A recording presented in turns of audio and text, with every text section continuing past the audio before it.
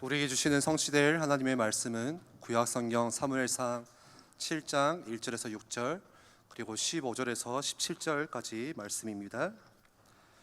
7장 1절에서 6절까지 제가 봉독해 드리겠습니다.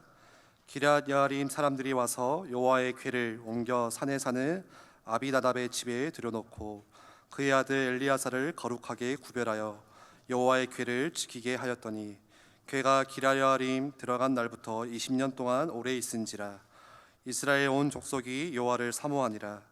사무엘이 이스라엘 온 족속에게 말하여 이르되 만일 너희가 전심으로 여호와께 돌아오려거든 이방 신들과 아스타롯을 너희 중에서 제거하고 너희 마음을 여호와께로 향하여 그만을 섬기라. 그리하면 너희를 블레셋 사람의 손에서 건져내시리라. 이에 이스라엘 자손이 바알들과 아스타롯을 제거하고 여호와만 섬기니라. 사무엘이 이르되 온 이스라엘은 미스바로 모이라. 내가 너희를 위하여 여호와께 기도하리라 하매 그들이 미스바에 모여 물을 길어 여호와 앞에 붓고 그날 종일 금식하고 거기에서 이르되 우리가 여호와께 범죄하였나이다 하니라. 사무엘이 미스바에서 이스라엘 자손을 다스리니라. 15절에서 17절입니다. 사무엘이 사는 날 동안에 이스라엘을 다스렸으되 해마다 베델과 길갈과 미스바로 순회하여 그 모든 곳에서 이스라엘을 다스렸고 라마로 돌아왔으니 이는 거기에 자기 집이 있음이니라. 거기서도 이스라엘을 다스렸으며 또 거기에 여호와를 위하여 제단을 쌓았더라. 아멘. 이 시간 진정한 미스바 운동이라는 제목으로 담임 목사님 말씀 주실 때 큰 은혜 받으시기를 바랍니다. 우리 옆에 있는 분들 앞뒤로 인사하셨으면 좋겠어요. 함께 예배함이 기쁨입니다. 한 번 더 인사하십시다. 사랑하고 축복합니다. 너무나도 귀한 예배 자리에 하나님이 저와 여러분을 부르셨는데요. 오늘도 우리의 삶의 현장에서 단순하게 예배로 멈춰주는 신앙생활이 아니고 삶의 현장 곳곳에서 하나님을 하나님으로 인정하고 또 하나님의 귀한 응답의 손길들을 실제로 경험하는 그런 귀중한 날이 되기를 소망합니다. 그래서 다시금 새로 시작할 수 있는 그런 응답의 날, 최고의 축복의 날 되기를 소망합니다. 오늘 본문을 보시면 이제 조금 집중해서 성경 본문을 읽으셨던 성도님들은 조금 뭔가 잘 안 맞는 내용들을 발견하실 수 있을 거예요. 좀 상반된 내용이에요. 첫 번째는 지금 1절 2절에도 보시면 언약궤가 스스로 이스라엘을 찾아왔죠. 블레셋에게 빼앗겼던 언약궤인데 하나님의 기능한 손을 통해서 이스라엘 땅으로 다시금 언약궤가 돌아왔습니다. 그런데 오늘 본문에 보니까 20년 동안이나 방치되어 있는 모습이 성경에 기록되어져 있어요. 지금의 이스라엘 백성들의 어떤 상태를 아주 구체적으로 보여주고 있는 모습이기도 하죠. 우리 같으면 언약궤가 기적적으로 돌아왔어요. 빼앗겼던 거 가서 찾아낸 것도 아니에요. 싸워가지고 이겨서 빼앗아 온 것도 아니에요. 스스로 그냥 언약궤가 이스라엘 땅으로 다시금 돌아왔어요. 그러면 너무 감사해서 블레셋과의 싸움에서 실로가 완전히 실로는 예배 처소죠. 거기에서 엘리 제사장이 모든 이스라엘 백성들을 대신해서 거기서 예배도 하고 많은 믿음의 사람들이 와서 예배했던 예배 장소예요. 근데 그 실로가 완전히 무너지고 없어졌어요. 그러면 다시금 복구하고 언약궤를 다시금 거기에 모시고 모든 이스라엘 백성들의 어떤 중심으로 삼아야 될 건데 지금 언약궤가 저 바깥에 지금 방치되어진 지가 1, 2년이 아니고요 20년이나 지금 방치되어져 있어요. 그걸 넘어서서 방치되어져 있는 것으로 끝나지 않고요 이스라엘 백성들의 삶을 보니까 곳곳에서 우상 숭배를 하고 있는 거예요. 바알과 아스타롯을 섬겨요. 이건 하나님이 아닌 완전 우상, 주변의 나라들이 하나님을 모르는 나라들이 이방 나라들이 섬기고 있는 신들이에요. 그를 섬기고 있는 이스라엘 백성들의 모습이 낱낱이 기록되어져 있어요. 그런데 또 하나의 장면에는 20년이 지난 어느 날 미스바에서 엄청난 부흥의 시간이 벌어져요. 2절의 마지막 부분에 보시면 이스라엘 온 족속이 여호와를 사모하니라. 이 사모한다는 단어는요, 예레미야 예가에도 참 많이 나오는 단어이기도 한데요, 단순하게 사모한다 이런 의미가 아니고 탄식하다, 울며 통곡하다, 부르짖다, 슬퍼서 애통하는 마음, 애통하는 그 모습이 담겨져 있는 단어가 이 단어에 번역상으로는 사모하다라고 되어 있는데, 하나님을 찾고 그냥 단순하게 찾고 부르짖는 게 아니고요, 정말로 하나님 앞에 애통해하고 슬퍼 울며 탄식하며 하나님을 찾는 모습. 아니 지금 20년 동안 언약궤를 버려다 주고 우상 숭배하고 있는 모습과 갑자기 미스바에서 엄청난 회복의 응답의 장면들이 기록되어 있어요. 이게 두 개가 잘 안 맞잖아요.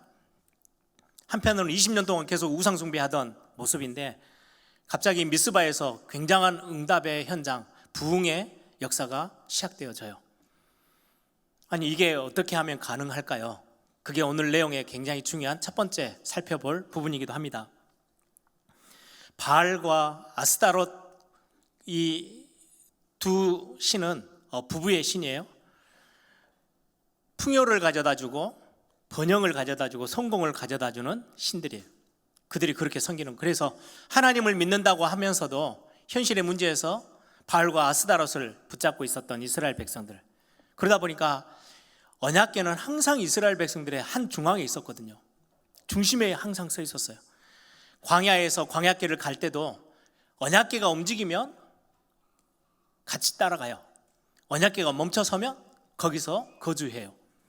요단강을 건널 때도 언약궤가 먼저 앞섰어요. 그리고 여리고성을 돌 때도 언약궤를 앞세우고 돌았어요. 가나안을 정복할 때도 언약궤가 항상 중심에 있었어요. 그런데 지금 이스라엘 백성들은 완전히 언약궤는 방치되어져 있는 모습, 그것도 20년 동안. 그런데 갑자기 미스바 운동이 일어나요. 큰 부흥의 역사가 일어났어요. 이 두 개가 상충되어지는 모습에 보여집니다. 어떻게 미스바에서 이런 진정한 미스바 운동이 실제로 일어났을까요? 오늘 본문을 7장 1절부터 6절을 읽고 그 다음에 15절부터 17절을 읽었죠. 15절에서 17절에 답이 있습니다.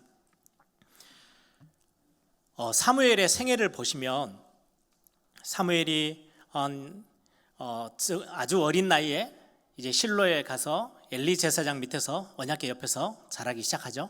그리고는 이제 엘리 제사장이 죽고 나서 98세에 죽어요.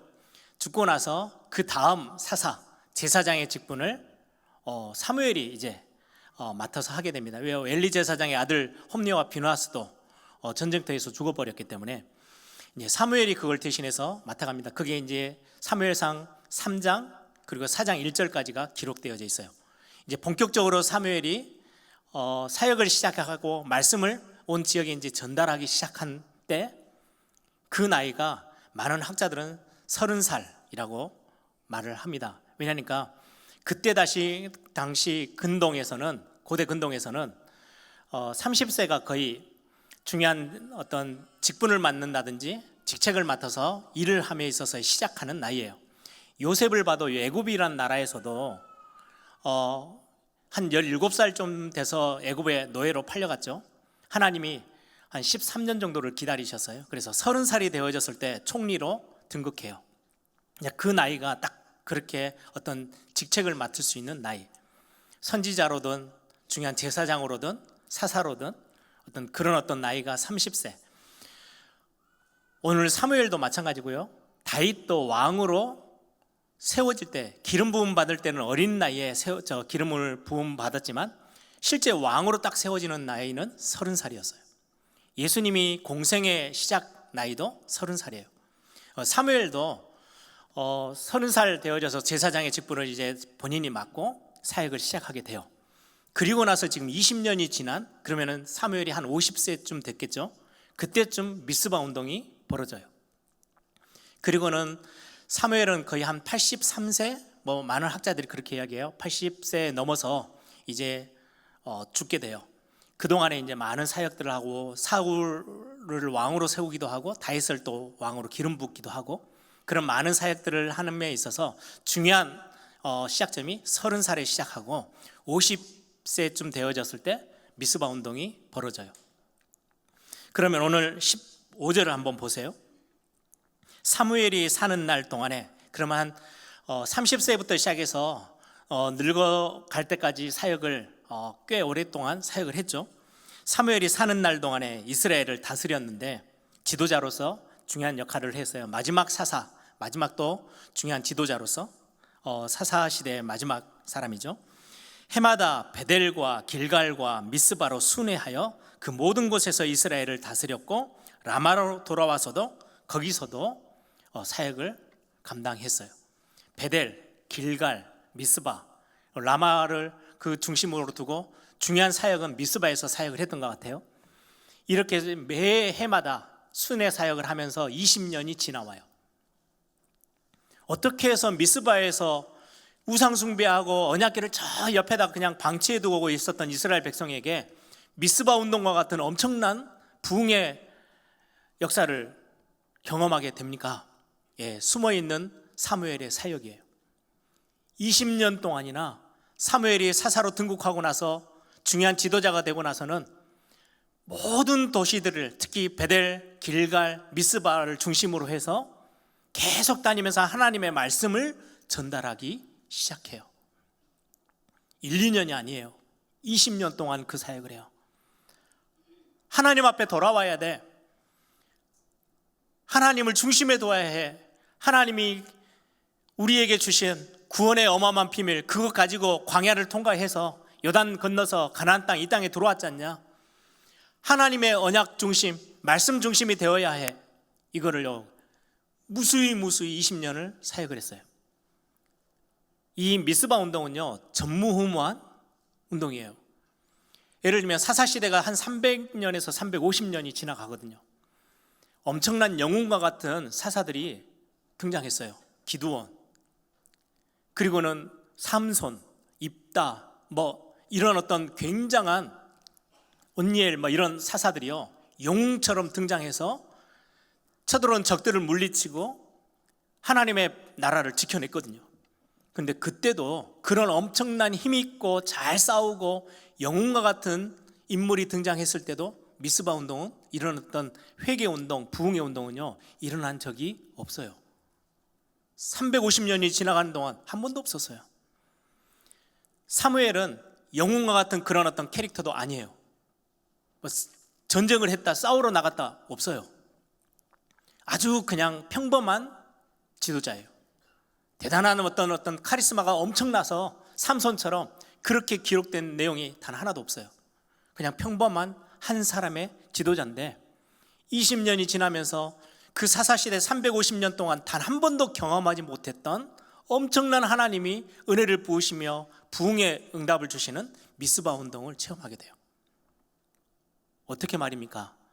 진정한, 오늘 제목이죠, 진정한 미스바 운동. 어디에서 불꽃이 피기 시작해요? 말씀 운동에서요. 사무엘이 20년을 순회하면서 베델로, 길갈로, 미스바로 순회 사역을 하면서 계속 하나님의 말씀을 전달하는 거예요. 우상 숭배에 빠져 있고 여전히 언약궤는 저 옆에 방치되어 있고 하나님 중심이 전혀 아니에요. 완전히 세속적인 삶에 완전히 젖어 있는 이스라엘 백성들을 향해서 20년을 순회하면서 지역을 돌면서 하나님의 말씀을 전달해요. 그런데 그게 어느 날 이 말씀이 조금씩 이스라엘 백성들의 마음에 담기기 시작했겠죠.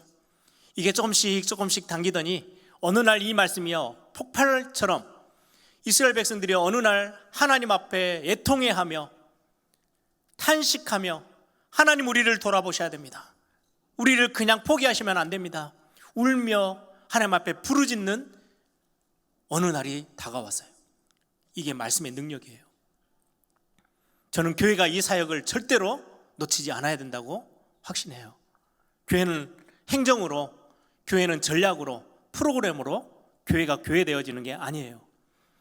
세계복음화의 어마어마한 응답은 말씀 사역에서 시작하지, 교회가 무슨 프로그램과 전략과 무슨 방법이 있느냐, 아니에요. 교회가 등치가 커서, 아니요, 그거 가지고는 절대로 현장을 살려내는 참된 부흥, 참된 하나님의 역사를 이뤄낼 수 없어요. 어디에서 있느냐? 말씀 사역에서 있어요.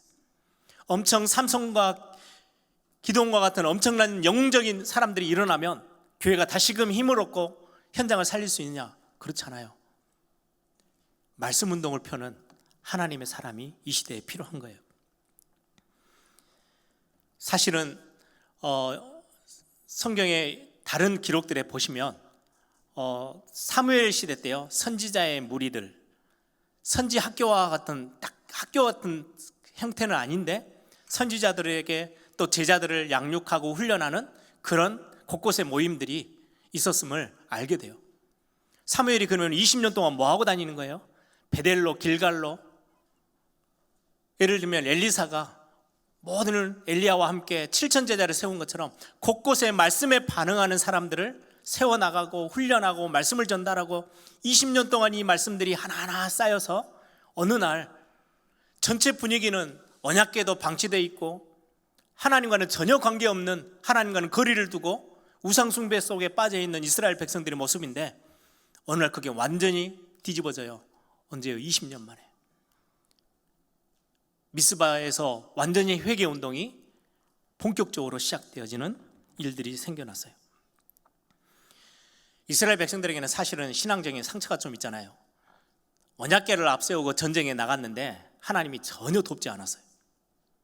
언약궤를 아예 빼앗겨버릴 만큼 하나님이 자기들을 완전히 포기하고 버려버렸다는 상처가 굉장히 심각해요. 그러다 보니까 자연적으로 언약궤를 저 멀리 방치해두고 그냥 언약궤를 더 이상 뭐 회복하고 복구하고 이것도 필요 없어요.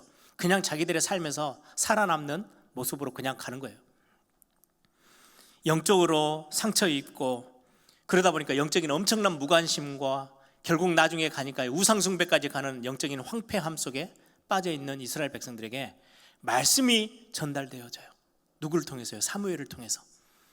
한 명 한 명 하나님 앞에서 말씀에 반응하고 말씀을 듣기 시작하더니 어느 순간에 이제는 중요한 하나님의 시간표가 되어졌을 때는 미스바에서의 엄청난 회개운동과 부흥의 역사가 이루어짐을 우리는 말씀 통해서 확인합니다.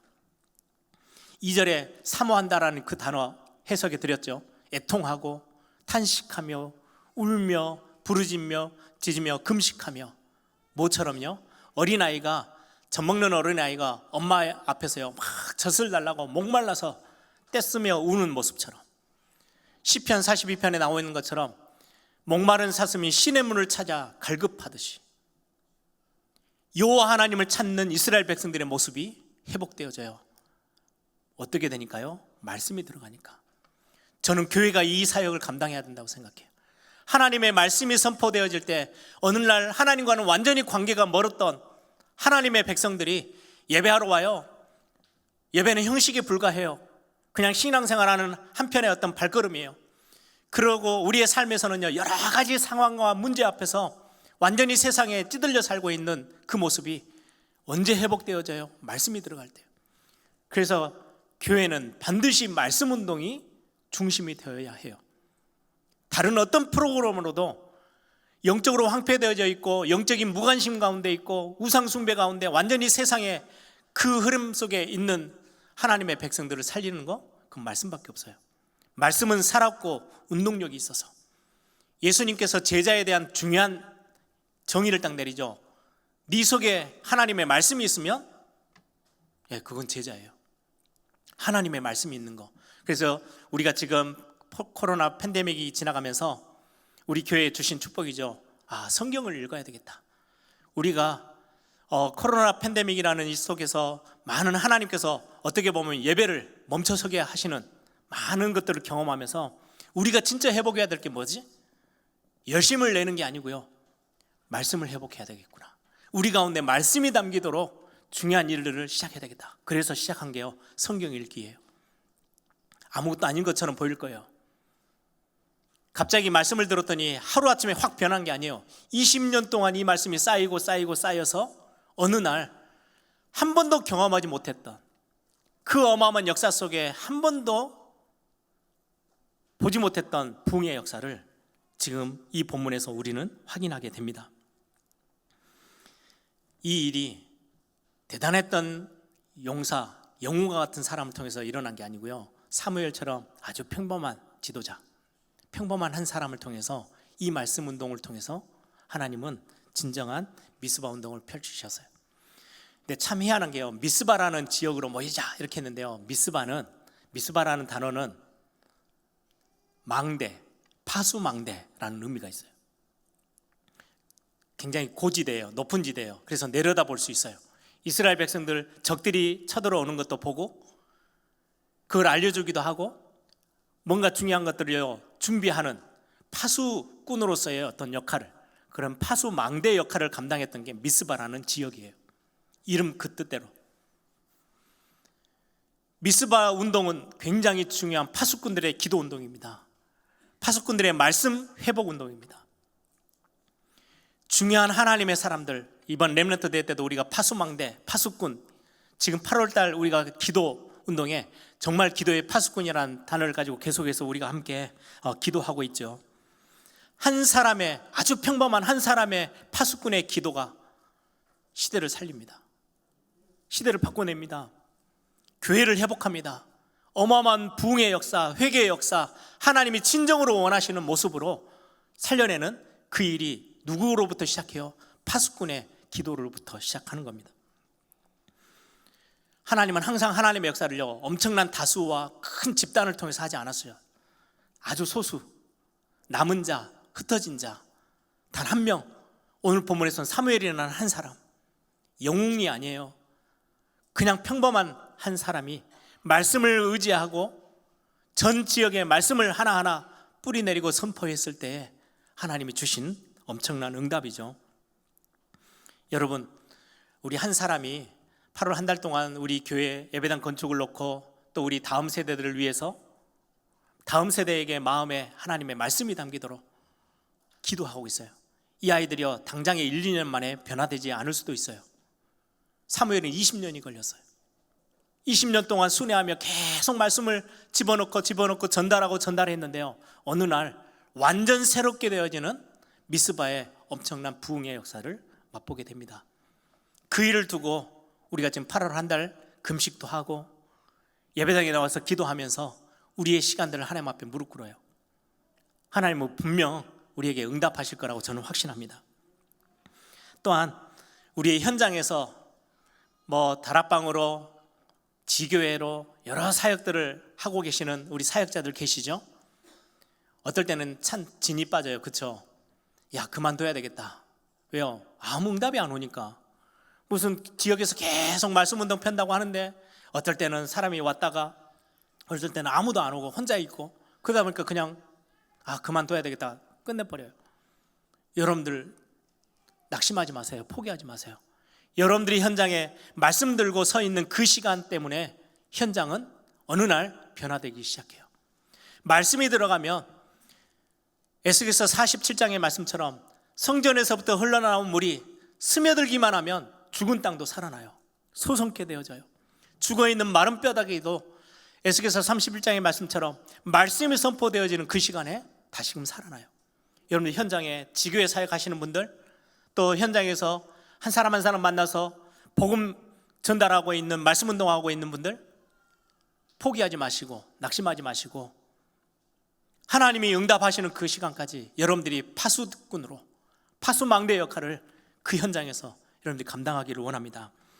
어떤 분들은 가정을 위해서, 가문을 위해서 진짜 가문 복음화, 가정 복음화를 놓고 기도해요. 어떤 학생이 그런 이야기를 해요. 목사님, 저는 벌써 5년, 7년 부모님이 예수 믿도록 기도했는데요, 전혀 응답이 없어요. 이제 기도 그만둘 거예요. 오늘 본문의 사무엘은 20년이 걸렸어요. 쉽지 않아요. 그런데 말씀이 들어가면 어느 날 살아나게 돼 있어요. 신앙적으로 엄청난 상처를 입었어요. 돌아섰어요. 어느 날 거기에 말씀이 들어가 버리면 살아나요. 이게 하나님의 말씀의 능력입니다. 그래서 여러분, 우리가 지금 성경 읽기 하는 거, 같이 함께 릴레이로 기도한다는 거, 그냥 단순한 교회가 만든 프로그램이 아니고 하나님이 가장 중요하게 여기시는, 교회가 교회되어지는 가장 근본의 것들을 우리가 지금 붙잡은 거예요. 여러분들 꼭 이 속에서 참된 응답들을 찾는 시간이 되길 바랍니다. 두 번째로 오늘 3절부터 6절에 보시면 말씀이 들어간 건 아닐까요? 진정한 회개 운동이 시작되어졌어요. 이전에 이스라엘의 모습은 우리가 사무엘상을 처음부터 쭉 보면서 사사시대의 영적 상태 우리가 봤죠. 어떠했습니까?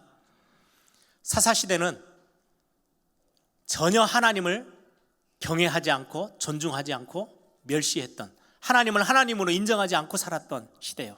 그러다 보니까 사사시대의 핵심 단어, 자기의 소견이 옳은 대로, 그리고는 사무엘상 3장 1절에 있는 것처럼 하나님의 말씀이 희귀해져 있어요. 어느 정도냐니까요.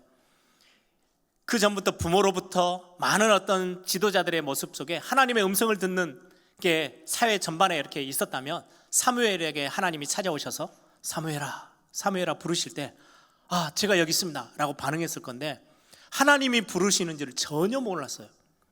이게 하나님의 음성이라는 걸 생각도 못했어요. 왜요? 주변에 그런 거를 본 적이 없거든요. 사사시대는 말씀이 완전히 끊어져 있고 하나님을 멸시하고 하나님을 경외하지 않다 보니까 예배는 완전히 껍데기만 남아 있어요. 경건의 모양만 남아 있어요. 아무 능력도 없는 이스라엘 백성들의 신앙생활의 모습. 사무엘상 2장 30절에 말씀드린 것처럼 전혀 하나님을 존중하거나 경외함이 전혀 없는 이스라엘 백성들의 모습. 그러다 보니까 오늘 4장, 5장, 6장은요 지금 구조가 어떠냐니까요. 사무엘서는 사무엘이 주인공처럼 등장하는 거예요. 그래서 사무엘상 3장에서는 사무엘이 이제 구체적으로 이제 역사의 어떤 한 장면이 딱 드러나죠. 그리고 4장 1절에 사무엘이 이제 지도자가 되어져서 말씀을 펼치기 시작해요. 말씀을 전달하기 시작해요. 그리고 나서 갑자기 문장에 보면은 가로 열고 다른 사건 하나가 기록돼요. 4장, 5장, 6장까지. 그리고 6장이 딱 끝나고 가로 닫고. 어떤 사건이에요? 언약궤 사건이에요. 이스라엘 백성들의 영적 상태를 그대로 노출시키고 있어요. 껍데기만 있지 전혀 하나님과는 상관없이 거리를 두고 있는 이스라엘 백성들의 진짜 모습들. 이게 영적인 이스라엘 백성들의 상태예요. 완전 이중생활을 하는 거죠. 오늘 본문에도 보면 단순히 경건의 모양만 있고 경건의 능력이 없는 모습을 넘어서서 이제는 신앙 고백은 해요. 예배하러 가요. 여전히 하나님의 백성이라고 자기들은 자부하고 있어요. 그래서 제사도 지내고 하나님께 예배하고 하나님 섬겨요. 믿는다고 고백해요. 그런데 실제 삶의 모습에 딱 가면 바알과 아스타롯을 섬겨요. 바알과 아스타롯은요 번영, 풍요, 성공 이런 단어예요. 현실에서는 나도 먹고 살아야지. 그래도 내가 좀 더 잘 돼야지. 성공하고 좀 번영하고 좀 더 풍요하고 경제적으로도 누릴 수 있어야지. 신앙은 예배에 와서 예배하는 거예요. 찬양도 하고 교회도 섬기고 해요. 그건 주일날 섬겨요. 그리고는 6일 동안에 우리의 삶에 있어서는요 먹고 사는 문제에 완전히 들어가서 어떤 방법을 따라가요? 바알과 아세다롯, 세상이 말하는 방법대로 가야 돼요. 목사님, 사업을 신앙생활 하듯이 하면요 망해요. 지금 내가 좀 성적을 거둬야 되는데 내가 온전히 신앙생활 제대로 하는 것처럼 그렇게 교회에서 고백하듯이 하면 이거는 성적도 안 나오고 취업도 안 되고 직장생활 그렇게 하면 목사님 못해요. 목사님은 현장을 잘 모르시는 거예요 라고 말하는 사람들 참 많이 봐요. 지금 이스라엘 백성들의 모습이 딱 그러해요. 이스라엘 백성들의 상태예요. 완전히 현실 문제에서는 바알과 아스타롯을 섬겨요. 왜요? 먹고 살아야 되니까. 그리고는 시간이 정해진 시간에는 나와서요 하나님께 예배해요. 자기들은 우리는 하나님의 백성이야, 우리는 하나님의 택하신 백성이야 라는 자부심도 딱 갖고 있어요. 이중 생활을 하는 거예요. 이중적인 구조 속에서 신앙생활을 해요. 이때 사무엘이 여호와께 향해라, 하나님께 돌아와야 돼 라고 지금 소리치고 있죠. 3절 보세요. 사무엘이 이스라엘 온 족속에게 말하여 이르되 만일 너희가 전심으로 여호와께 돌아오려거든 이방신들과 아스다롯을 너희 중에서 제거하고 너희 마음을 여호와께로 향하여 그만을 섬기라. 그리하면 너희를 블레셋 사람들의 손에서 건져내시리라. 아스다롯, 바알을 다 제거하고 하나님 앞으로 돌아와 마음을 하나님 앞에 전심으로 쏟아. 이래야 우리는 살 수 있어. 이렇게 하나님의 말씀을, 언약을 다시금 전달하기 시작해요. 이때 미스바에서 이들이 진정한 회개운동이 일어나요. 여러분들, 회개는 윤리 도덕적인 문제를 넘어서는 거예요. 우리는 자꾸 회개 이렇게 하면요, 나쁜 짓 하다가 그 나쁜 짓 그만두는 거, 내가 범죄하는 거 그만두는 거, 아니요, 그게 중요한 게 아니에요. 아까 영적인 상태를 이야기했죠. 영적 상태가 전부 다 뭐예요? 하나님과의 관계 문제예요. 하나님을 경외하지 않아요. 하나님을 멸시해요. 하나님을 저 끝에다 방치해둬요. 아, 나는 하나님의 자녀인데, 우리는 하나님의 백성이고 우리는 교회야, 그러면서 하나님이 중심에 있지 않아요. 경건의 모양만 갖고 있지 능력은 전혀 없어요. 하나님의 언약궤는 저 끝에 있고요, 나는 내 주관이, 자기의 소견이 옳은 대로 그냥 따라가요. 그리고는 내 삶의 영역에서는, 현실 문제에서는 세상 것 그대로 갖고 뛰어요. 왜요? 그래야 직장에서 살아남을 수 있고, 내가 학업의 성적도 올릴 수 있고, 그리고는 내가 사업에서 하는데 산업의 현장에서도 살아남을 수 있으니까 여전히 세상의 바알과 아스다롯을 지고 살아가야 돼요. 그는 예배 초소에 왔을 때는요, 또 하나님 앞에 예배해요. 이게 영적 이스라엘 백성들의 지금 상태예요. 하나님과의 관계가 완전히 깨어져 있는 모습. 회개한다라는 것은 하나님을 향하는 거예요. 하나님께 마음을 두는 거예요. 하나님께 내 모든 생각들을 쏟아내는 거예요. 그걸 보고 회개라 그래요. 하나님께 돌아오는 거. 윤리도덕의 문제가 아니고요. 그래서 하나님을 인정하는 거, 하나님을 경외하는 거, 하나님을 신뢰하는 거, 하나님을 존중히 여기는 거, 하나님을 예배하는 거, 제가 메시지 할 때마다 이걸 왜 강조하느냐, 이게 하나님이 원하시는 거거든요. 삶을 좀 바로 살아, 나쁜 짓 하지 마, 실수하는 것 좀 줄여, 이게 신앙생활의 본 모습이 아니에요. 그거는 하나님을 떠나 있기 때문에 어쩔 수 없이 드러나는 우리의 삶의 모습일 뿐이지, 성경에서 말하는 회개는요, 하나님과의 관계를 올바르게 정립하는 거, 하나님을 무시하고 사는 게 아니고, 무관심 속에 두는 게 아니고 하나님을 경외하는 거. 그러다 보니까 내 예배하는 게 내 삶의 가장 중심에 서 있는 거, 하나님의 말씀을 멀리 두지 않고 가까이 두는 거, 아주 짧은 시간이지만 하나님을 바라보며 하나님께 시선을 맞추는 기도에 무릎을 꿇는 거, 이게요, 중요한 우리 삶에 있어서요, 회복해야 될 부분들이에요. 코로나 팬데믹을 지나가면서 교회가 참 많은 어려움을 경험했죠. 저는 보면서 교회가 뭘 회복해야 될까? 당연히 하나님의 말씀이 가까이 있는 거, 그리고 중요한 기도의 무릎을 꿇어가는 거, 예배가 회복되어지는 거, 진정으로 회복되어지는 거. 굉장히 위기가 올 때마다 하나님은 하나님의 언약을 선포하시고 언약을 갱신시키기 시작하셔요. 여러분들, 시내산 아래에서 굉장한 우상 숭배하며 범죄했을 때 하나님이 다시금 이스라엘 백성들을 시내산 아래에 모아서 언약을 선포하시죠. 너희들이 하나님의 말씀을 이거 붙잡고 하나님께 집중하면 내가 너희 모든 것들은 책임질 거야.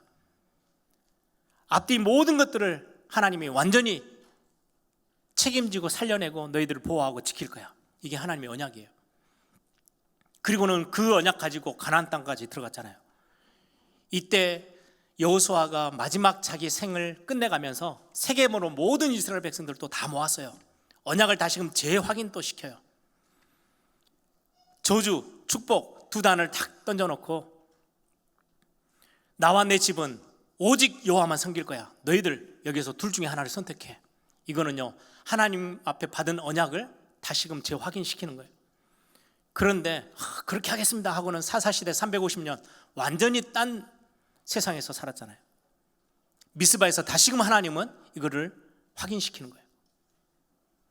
어제나 오늘이나 영원토록 동일하신 하나님이 오늘 또 교회 앞에 이 언약을 선포하시며 확인하시는 거예요.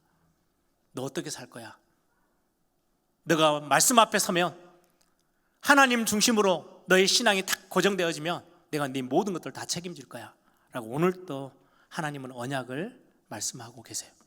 언약을 다시 한번 저와 여러분에게 강력하게 말씀을 전달하고 있는 겁니다. 여러분, 오늘 우리가 진정한 회개, 이거는 우리의 삶의 윤리, 도덕 이런 부분에 고쳐 나가야 되겠다 이게 아니고요, 하나님과의 올바른 관계들을 찾아내는 거예요. 하나님을 경외하는 거, 하나님을 하나님으로 내 삶에 그냥 교회에서만이 아니고요, 내 삶의 전 영역에서 하나님을 인정해드리고 하나님께 관심 갖고 살아가는 거, 하나님을 중심에 두는 거. 이때 오는 응답이 하나 있어요. 그게 오늘 마지막 같이 나눌 말씀인데요, 오늘 본문은 좀 길어서 읽지 않았습니다. 7절부터 14절. 좀 특이한 사건이에요. 하나님이 굉장히 중요한 메시지를 주기 위해서 벌린 사건인 것 같아요. 지금 미스바에 모여가지고 그 어마어마한 이제까지 350년을 청산하는 엄청난 회개 운동이 일어나고 있어요. 하나님 다시금 새롭게 하시는 부흥의 응답을 지금 경험해요. 그런데 갑자기 전쟁이 지금 터진 거예요. 블레셋이 쳐들어왔어요. 아니, 하나님 앞에 지금 회개하고 돌아서면, 하나님과의 관계를 청산하고 다시금 새롭게 하기 무릎 꿇었으면 하나님 엄청난 복을 주셔야 될 거 아니에요. 근데 전쟁이 터졌어요. 하나님이 허락하셨을 건데 이유가 어디 있을까요?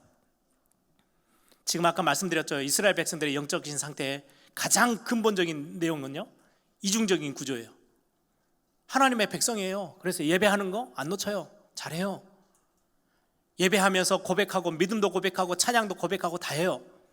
그런데 현실에 갔을 때는요, 여전히 바알과 아세다라, 번영과 풍요와 성공과 내 앞으로 가야 되니까 성적을 위해서, 내 앞으로 결혼 생활을 위해서 많은 것들을 선택함에 있어서 세상 것들을, 세상의 방식대로 가요. 신앙생활은 신앙생활인 거고, 목사님 현실은 현실이에요. 예, 그런 이야기 많이 들어보셨죠? 신앙생활 그렇게 하는 거예요. 그래서 결혼한다 이렇게 되면요, 처녀 때 또 총각 때 막 하나님 앞에 기도합니다. 하나님, 믿음의 사람을 만나서. 근데 막상 딱 선자리에 가고 소개팅 자리에 가면요, 뭐부터 봐요? 외모부터 다 봐요. 그래서 돌아서요, 믿음은 있는 것 같은데 다른 게 하나도. 그러면서 그냥 5분 만에 돌아서서 일어나요. 그렇게 살아가요. 그냥 그건 현실이에요. 교회에서 고백하는 고백하고는 좀 딴 세상이에요.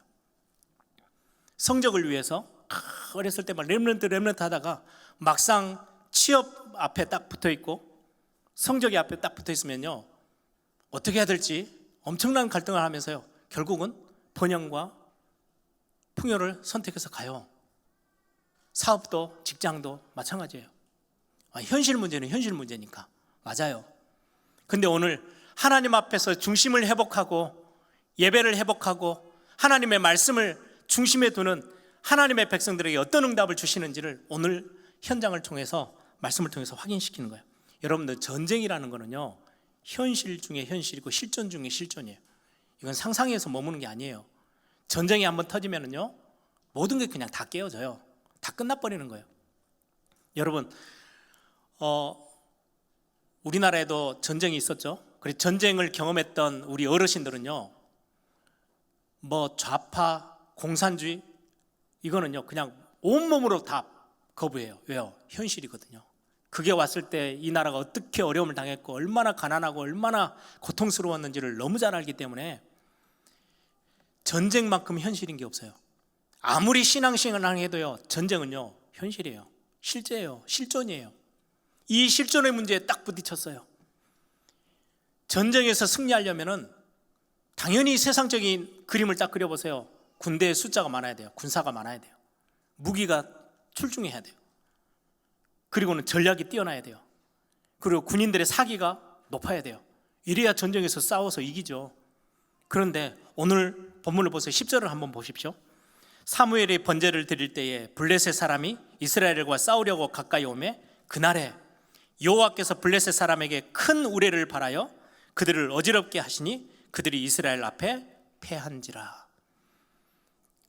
눈에 보이지 않는 전능자 하나님이 현실 문제에 굉장히 깊숙하게 들어오셔서 간섭하시면서 아까 말씀드렸던 군대 숫자, 뭐 전략, 무기, 사기 전혀 상관없이 외부적인 조건, 하나님이 본격적으로 역사하셔서 우리를 바라고 천둥번개를 쳐서 그 블레셋 사람들을 완전히 혼란시키게 만들어가지고 전쟁에서 승리케 하셨어요.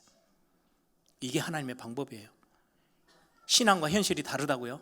아니요. 신앙의 고백을 여러분들이 현장으로 끌고 들어가시면 여러분들이 경험해야 될 앞으로의 취업의 문제, 결혼의 문제, 성적의 문제, 직장과 산업의 문제, 하나님이 직접 개입하세요. 그거는 좀 다르죠? 아니에요. 다르지 않아요. 하나님의 오늘 말씀을 통해서 너무 실존적인 전쟁이라는 그 속에 하나님은 직접 개입하셨어요. 직접 드러내 보이셨어요. 하나님의 손을 직접 내밀으셨어요. 이스라엘 백성들과 전혀 상관없는 하나님의 능력으로 그 현실 문제를 완전히 끝내버리셨어요. 이게 신앙생활에 굉장히 중요한 축복입니다. 오늘 이 부분들을 여러분들이 붙잡기를 소망합니다. 어떻게 보면 참 어려운 이야기일 수 있어요. 근데 저는 오늘 이 말씀을 같이 우리 성도님과 나누면서 우리의 실존의 문제들, 우리 현실은 현실이에요? 아니요.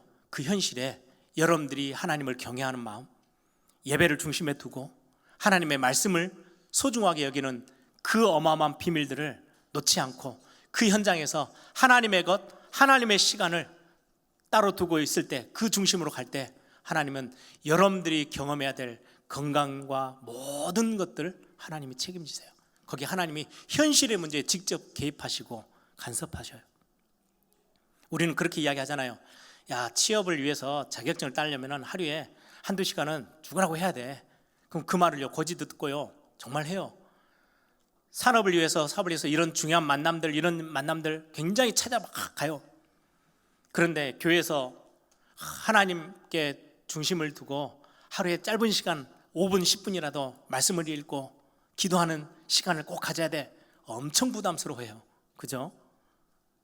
근데 그 시간이 현실 문제에 하나님의 손이 개입하는 굉장히 중요한 시간이에요. 하나님의 시간을 여러분들 현실에 두세요. 하나님의 시간으로 채우세요. 그건 24시간 교회 와서 살아라는 말이 아니에요. 우리는 현장을, 하나님이 현장 속에 우리를 두셨어요.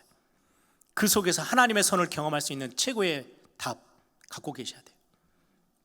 그래서 하나님의 것으로, 하나님의 시간으로 여러분들 것을 채우세요. 그래서 하루에 잠깐의 5분의 시간, 10분의 시간이지만 그 중심으로 여러분들이 딱 하루를 버티면 하나님은 나머지 시간 현실의 문제에 하나님이 직접 개입하세요. 그래서 응답하시는 그 하나님을 여러분들이 또 경험하고 다음 주에는 하나님 앞에 또 감사의 응답들을 가지고 또 예배하러 오는, 이게 반복되어지는 게 우리 신앙생활이거든요. 꼭 이번 한 주 이 축복들을 여러분들이 찾아내고 누리는 그런 귀중한 시간 되기를 소망합니다.